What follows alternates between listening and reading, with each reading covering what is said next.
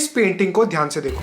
ये painting world history के एक बहुत ही इंपॉर्टेंट इंसिडेंट को दर्शाती है और इसके अंदर एक इंडियन इंसान प्रोमिनेंटली दिखाए गए हैं। कौन है ये इंसान और ये पेंटिंग इंपॉर्टेंट क्यों है? वेल, ये पेंटिंग अभी लंदन के इंपीरियल वॉर म्यूजियम में रखी है और इसका नाम है signing of peace in the hall of mirrors और इसमें ट्रीटी ऑफ वर्साई साइन की जा रही है। अगर आपने ट्रीटी ऑफ वर्साई के बारे में स्कूल में नहीं पढ़ा है तो अगर शॉर्ट में बताने जाऊं तो इस ट्रीटी को साइन करने के बाद ऑफिशियली वर्ल्ड वॉर 1 खत्म हुआ था। अब आप सोच रहे होंगे कि इस वर्ल्ड वॉर की पेंटिंग पर ये इंडियन इंसान कौन है और वो वहाँ क्या कर रहे हैं? तो उनका नाम है महाराजा गंगा सिंह और वो प्रिंसली स्टेट ऑफ बीकानेर के महाराजा थे जो ब्रिटिश इंडिया को इस ट्रीटी में रिप्रेजेंट कर रहे थे। ब्रिटिश इंडिया की तरफ से 2 लोगों ने इस ट्रीटी पर साइन किया था, उसमें से एक थे महाराजा गंगा सिंह। इवन दो वो ब्रिटिश इंडिया को रिप्रेजेंट कर रहे थे, एक इंडियन महाराजा का वहाँ होना हमारे टू बी इंडिपेंडेंट देश के लिए एक फर्स्ट स्टेप था इन इंटरनेशनल डिप्लोमेसी और ये पहली बार हो रहा था कि किसी इंडियन का सिग्नेचर वर्ल्ड हिस्ट्री के इतने इंपॉर्टेंट डॉक्यूमेंट पर मौजूद हो। मतलब आप ही सोचो ना, इन लोगों के सिग्नेचर की वजह से वर्ल्ड वॉर खत्म हुआ।